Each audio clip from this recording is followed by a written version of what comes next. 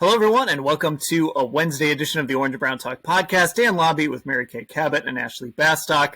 We went to our Football Insider subscribers yet again today to give us some questions as we approach the new league year. Lots of things coming for the Browns. We're still sort of in a little in-between period right now, but let's get to it. And, of course, the big news in the NFL is Lamar Jackson. So, all right, I asked for some yes and no, true and false questions. Clara in Shellsburg, Iowa, did not give us one of those, but she is one of our regulars, so we'll give her a pass here, and she gets to lead us off.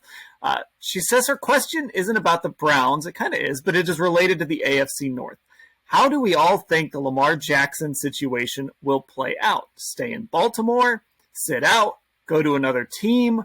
How do we think this plays out? And we'll also just take this to another level.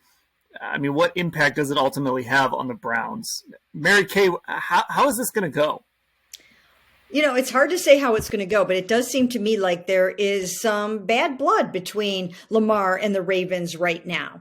And, sometimes things get really ugly before they get good. So maybe this is just one of those situations where they have to let him go out and see what he can get basically on the open market now with someone that would have to give up 2 first-round picks to the Ravens. Let them set the market. Let the Ravens have him go out and see if he can get that guaranteed contract that he really wants.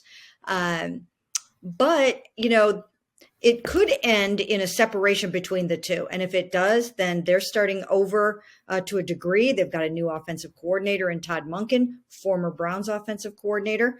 And if they don't have Lamar, I mean, the statistics are pretty compelling. Their record with Lamar and their record without Lamar is like 2-8. Their record with Lamar, I don't have it in front of me right at the moment, but it's pretty darn good. I think that they really need to do everything they possibly can to wrap him up, but this could go south very quickly. Yeah, Ashley, I mean, I guess if you had to bet on it, would Lamar Jackson be a Raven next year, or will he be someplace else? I guess if I had to pick, I would say someplace else right now. I mean, like Mary Kay said, I just feel like there's kind of a lot of bad blood on his end. And it's like, can this be salvaged right now? And is he going to get, a higher offer from somewhere else that they're just going to look at and be like, you know what, we're going to kind of have to start fresh with this quarterback, with the new offensive coordinator. Right now, I'd be more surprised if he was back in Baltimore than not. And I mean, in terms of the other question of how does it impact the Browns? Like Mary Kay, I think, has talked about this on the Hey MK pods. Like, it totally shakes up the AFC North. If they have a question at quarterback now, and, Kenny Pickett, I think, still has some questions about him, even though he made some great plays in those final games for the Steelers in the end of the year. And then, of course, you have Joe Burrow and Deshaun Watson, who has questions of his own. So I think things become a lot more tossed up in the AFC North quarterback race there. Mary Kay, when you kind of look at this situation, I think I would go the opposite way of Ashley. I think I would say that he ends up back in Baltimore. I just think the Ravens are going to let the market dictate this and see if somebody's willing to give him that guaranteed money. The only way that I think it could go south is if Lamar just says, forget you guys, just trade me. I could see that situation happening. But I feel like in the end, this is going to end up with him back in Baltimore, maybe not getting the money he wanted, but still getting a really good deal.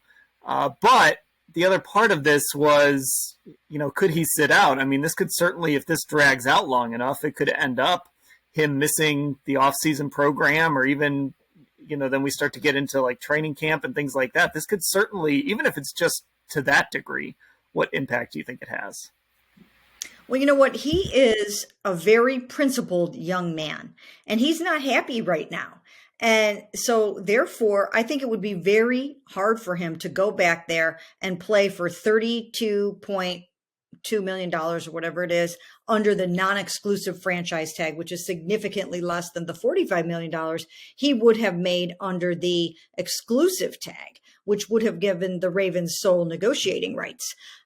So I think that's going to be a tough pill to swallow if it comes to that. Hopefully for everyone involved, it won't come to that.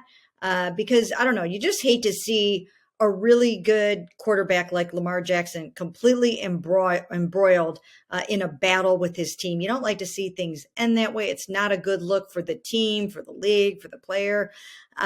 He's just too good and has done too much for Baltimore for it to get super ugly. So hopefully it won't.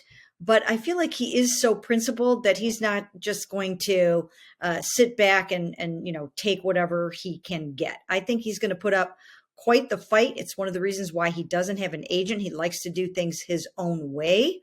And, I just think the fact that they have made it clear from the very start, from the moment Deshaun Watson, and I wrote a column about this yesterday for today, from the moment Deshaun Watson signed that fully guaranteed $230 million contract, the Ravens have basically made it clear, we don't want to do that. We don't want to do that. And you know what? That's what Lamar wants. He feels like if Deshaun can do that,